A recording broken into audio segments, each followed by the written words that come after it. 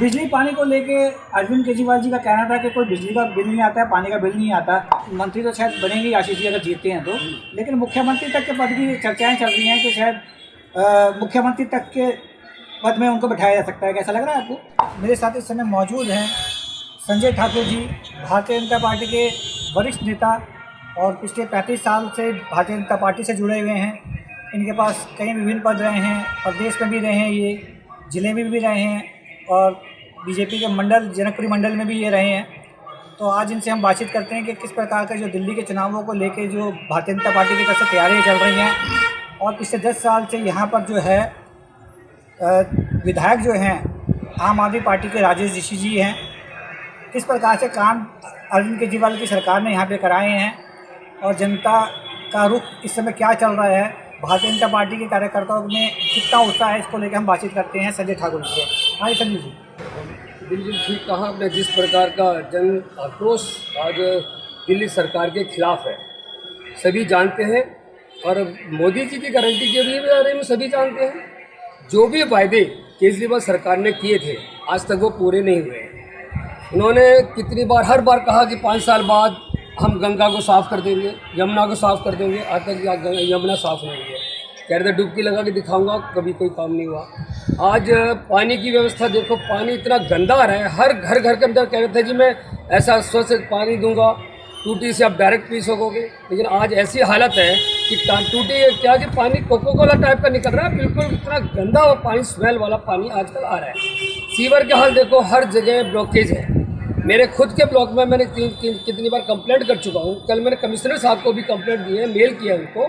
Block पूरा इतना बुरा हाल है गलियों का, मैं आपको बता नहीं सकता। और दिल्ली के अंदर हाहाकार है। ये कहते थे कि मकान देंगे, जहाँ जबकि वहाँ मकान आज तक किसी को नहीं दिया। मोदी जी ने बल्कि 5 करोड़ लोगों को घर दिया है। इन्होंने आज तक क्या दिया?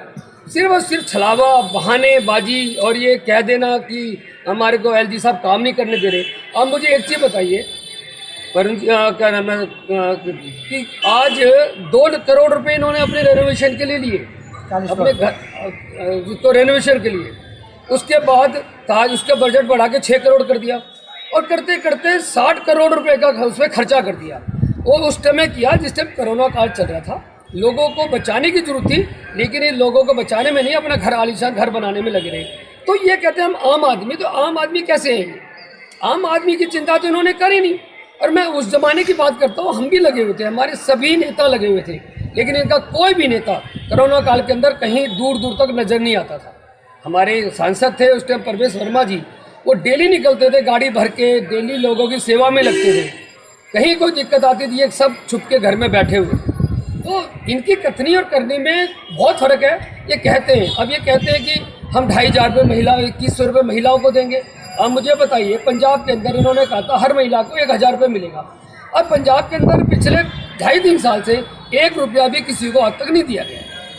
और जहाँ तक भारतीय जनता पार्टी की बात है, भारतीय जनता पार्टी ने वायदा किया है कि 2500 रुपये हर महिला को दिया जाएगा। जो महिला प्रेग्नेंट लेडीज़ होगी, जच्चा बच्चा को 21,000 रुपये दिया जाएगा कि बच्चा स्वस्थ हो, पोषण हो। 6 पोषण किट दी जाएंगी। तो ये तो आगे भविष्य के लिए मोदी जी सोच रहे हैं ना कि उनका जो बच्चा होगा स्वस्थ पैदा हो। इतनी सारी योजनाएं लेके आ रहे हैं। जो योजनाएं पहले चल रही हैं वो ऑलरेडी चलती रहेंगी।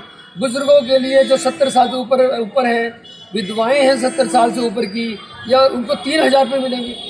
जो पेंशन इन्होंने दी पहले जो चल रही थी, इन्होंने आने के बाद बंद कर दी। आशीष सूद यहाँ से भारतीय जनता पार्टी के प्रत्याशी हैं विधानसभा में और आम आदमी पार्टी के प्रत्याशी हैं परवीन कुमार। परवीन कुमार पर आरोप लग रहे हैं कि वो लेंटर माफिया हैं, लेंटर के पैसे ले रहे हैं। इस समय मौजूदा पार्षद भी हैं आम आदमी पार्टी के।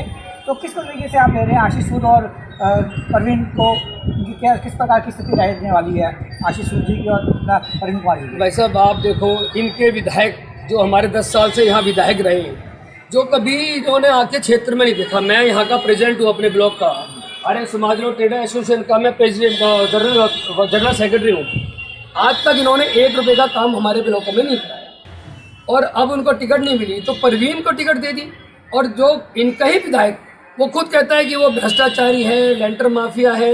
अरे सच्चाई भी है, कहीं ना कहीं से जब कोई बात उतर के आई है तो सच्चाई भी है। और जहाँ तक बात परवीन की बात है, परवीन हमारे क्षेत्र में कभी इस तरफ आया भी नहीं, अब उनको दे दी। आशीष सूद जी है, बड़े बड़े नेता हैं और हमारे सुख दुख के एक एक परिवार के पास वो जाते हैं और उनको तो समय नहीं लगता, बाइक पे स्कूटर में बैठ के आपके साथ भी चल लेते हैं। ऐसा जमीन से जुड़ा हुआ नेता हमें भाजपा ने दिया है और हमारा सभी क्षेत्रवासी जनकपुरी विधानसभा के जितने भी निवासी हैं उन्होंने ठान लिया है कि इस बार आशीष सूद जी को भारी बहुमत से जिता के लेके आएंगे और दिल्ली के अंदर भाजपा की सरकार बनाएंगे। आशीष सूद जी ने जो वादे जो अपने अभी आपकी विधानसभा में किए हैं लोगों से, तो वो क्या पूरे हो पाएंगे? बिल्कुल हो पाएंगे। देखो, आशीष जी का एक बहुत अच्छा कद है, प्रधानमंत्री जी से भी उनके बहुत अच्छे संबंध हैं। और जहाँ तक बात है कि केंद्र सरकार है, केंद्र सरकार का जगह दिल्ली सरकार भी हमारी होगी, जब दोहरी सरकार हमारी होंगी, दिल्ली सरकार में भी केंद्र सरकार में भी, तो काम हमारे बहुत ज़्यादा अच्छे होंगे। और आशीष जी के पास काम करने की क्षमता है, उन्होंने काम किया है, पहले भी वो निगम पार्षद भी रहे और आज की डेट में भी वो बहुत बड़े पद पे हिंदुस्तान के अंदर नेतृत्व कर रहे हैं। गोवा के प्रभारी हैं, जम्मू कश्मीर के सह प्रभारी हैं, उनको काम कराना आता है। अभी कहा यह भी जा रहा है, लोगों में बातचीत है कि हो सकता है कि मंत्री तो शायद बनेंगे आशीष जी अगर जीतते हैं तो, लेकिन मुख्यमंत्री तक के पद की चर्चाएं चल रही हैं कि शायद मुख्यमंत्री तक के पद में उनको बैठाया जा सकता है। कैसा लग रहा है आपको? देखो, मैं तो चाहता हूँ कि हमारे प्रत्याशी और हमारे क्षेत्र का अगर जीता हुआ प्रत्याशी अगर मुख्यमंत्री बने तो इससे हमसे ज़्यादा खुशी किसको होगी? हम तो बहुत ज़्यादा खुश होंगे इस चीज़ के लिए अगर वो मुख्यमंत्री बनते हैं। लेकिन कोई भी बड़ा पद आए, लेकिन हमें इतना पता है आशीष जी ने जो वायदा किया है कि 6 महीने के अंदर नाली सीवर जितने भी परेशानियां हैं वो 6 महीने में दूर करके देंगे। और हमें इस बात का विश्वास भी है और हम आश्वासन भी दे रहे हैं, क्योंकि हमें उनकी क्षमता पे पता है, हमें आशीष जी की क्षमता पता है कि आशीष जी कितना अच्छा काम कर सकते हैं। और वो तब भी काम कराते हैं, अभी भी जब वो किसी पद पे नहीं थे, यानी कोई उनके पास ऐसा कोई दायित्व तो नहीं था कि ना वो विधायक थे ना ही वो फिलहाल में निगम पार्षद थे, लेकिन उसके बाद भी आज भी सारे काम वो हमारे करवाते हैं।